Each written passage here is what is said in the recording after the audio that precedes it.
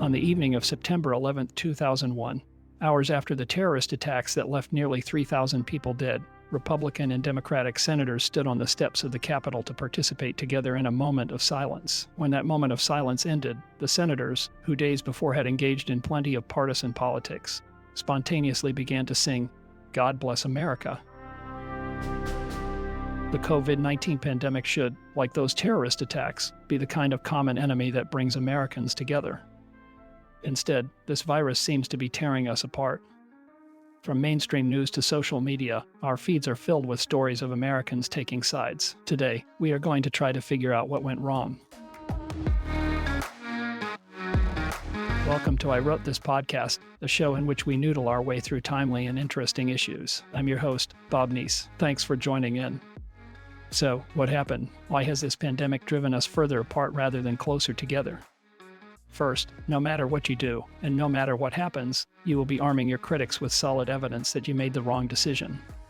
Second, no matter what you do, and no matter what happens, prudent planning on your part, when properly executed, will look indistinguishable from wasteful incompetence. And here's the strange and surprising thing, all of this is due to two persistent and powerful psychological illusions. Illusion number one, the results always appear to favor the naysayers. Policymakers face a tough task in thinking about how to handle the COVID-19 virus. Generally, they can either try to keep deaths to a minimum but risk economic harm, or they can try to protect the economy while risking the lives of people who might otherwise be saved. But as we are about to learn, no matter what the policymaker does, pre-existing disagreements are likely to widen. Let's suppose that after convening experts, reviewing the evidence, and considering the options, Governor Smith decides to aggressively lock down the people of her state. She believes that the lives saved by this policy are worth the economic harms that will surely follow. What happens? Well, some people lose their jobs. Yes, lives are saved, but we can't really tell which ones they are. In contrast, we can see, in concrete terms, the damage to the economy that was the known cost of pursuing the selected strategy.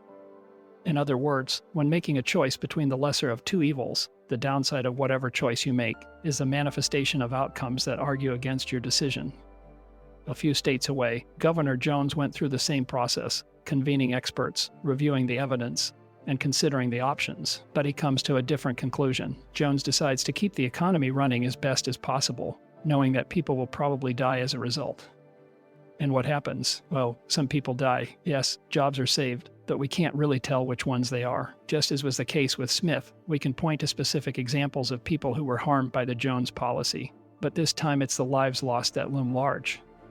This is the nature of decision-making when facing a lesser of two evils situation. Trade-offs must be made, but no matter which way you decide to go, the outcomes that argue against the choice you made will be more salient and thus appear to favor your critics. This is a mighty headwind for policymakers, but there's a second illusion that leaders managing any disaster response must face, and it makes prudent decision-making look like you don't know what you're doing. This brings us to illusion number two. Good decisions look like incompetence. One of the tension points in our household is how much food to prepare for guests. Gina's goal is that we prepare just enough food to make our guests happy. She correctly believes that any more than that is wasteful. But in the culture in which I was raised, it's far worse to have a bit less food than your guests need than it is to have too much. It's okay to overdo it a bit. This is an example of an asymmetric penalty function. That's just a fancy way of saying that the pain of being wrong in one direction is much greater than that of being wrong in the other. Disaster planners often face an asymmetric penalty function. With this coronavirus, policymakers watched in horror what had happened in Italy. Hospitals were overflowing with COVID-19 patients. The sick and dying were crammed into hallways and makeshift wards. A shortage of ventilators meant that doctors had to choose which patients to try to save and which to let pass away. When it came to preparing to deal with the virus in the United States, policymakers faced an asymmetric penalty function. It was far worse to be short an ICU bed, short a ventilator, short a nurse or a physician, short a package of personal protective equipment than to have some to spare. That's just a reflection of competent preparedness and planning.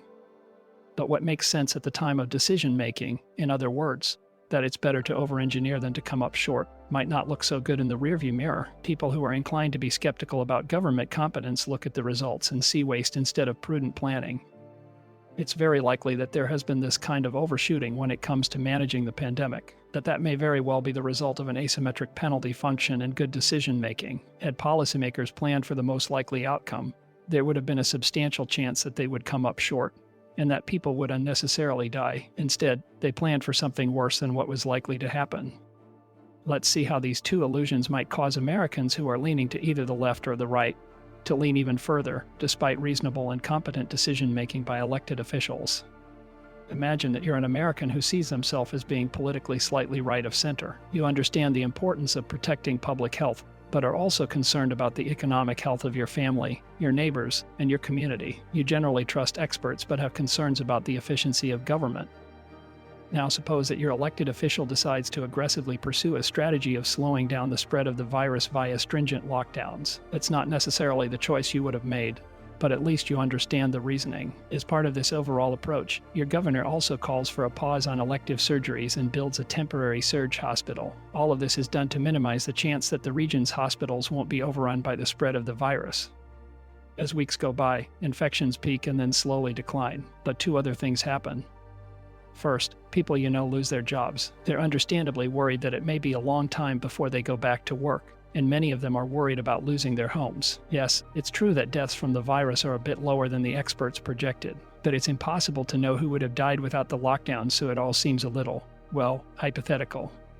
Second, the hospitals weren't overwhelmed. That temporary surge hospital turned out not to be needed, and from the day the lockdowns were started, there were always enough hospital beds. In fact, some hospital staff were furloughed because there wasn't enough work to keep them busy. The pause on elective surgeries saw to that. As you reflect, you begin to get more and more angry. Those niggling concerns that you had when the lockdowns were announced have become more pronounced. The economic costs were too great, and all those empty hospital beds bolster your prior beliefs about how inefficient the government can be.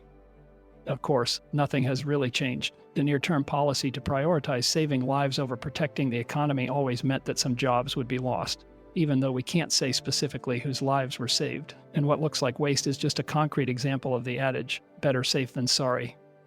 A similar but mirror image story holds true if the governor had prioritized the economy over public health. The jobs saved would have been statistical, but the deaths from the epidemic concrete. Folks who favored a more proactive approach to the government's response to the pandemic would have had plenty of evidence to harden their position, too. So, what's the takeaway here? The bottom line is that when it comes to the pandemic, two psychological illusions are likely to drive us further apart instead of bringing us together, and that raises the question of whether we can escape these kinds of division. Policymakers are still struggling with how to best move forward while balancing competing interests in a complex, dynamic, and uncertain environment. The stakes remain high, and we shouldn't waste time or energy on unnecessary divisions. When it comes to this pandemic, it's critical that each of us understand that it's not just differences in values or differing opinions that are driving us apart. It's also a pair of psychological illusions that strengthen and increase these pre-existing differences, no matter how small those differences are. Just as with optical illusions, knowing that these two psychological illusions exist doesn't necessarily make them go away. They reflect our wiring, and that's something that's hard to overcome. Nonetheless, understanding that these illusions exist makes it more likely that we can recognize them when they're at work. They also may help us understand why people with whom we disagree may feel as strongly as they do. Above all, we should try to help each other remember that most of the time we're much more likely to agree than disagree. No one really wants to trash the economy, and no one really wants to see people die unnecessarily. The challenge is how to achieve the best balance. That will take all of us engaging in a fact-based, explicit discussion that rises above these psychological illusions. Thanks for taking the time to listen. If you enjoyed this episode, please leave a review wherever you get your podcasts. That really helps get the show noticed. Also, be sure to subscribe to I Wrote This Podcast wherever you download your podcasts. If you have a comment or a question about anything you've heard today, or if you have a suggestion for a future topic, please send us a note at I Wrote This Podcast, all one word, at thatradioshow.com. That email address one more time is I Wrote This Podcast, all one word, at thatradioshow.com. Oh, and one more thing, if this podcast sounds a little funny, that's because it's also an experiment. All of the audio for my voice was generated using AI technology. Hopefully the show will sound different and better as the tech improves and as I improve at using it. I'm Bob Neese, hoping you have an amazing day. We'll get together again soon.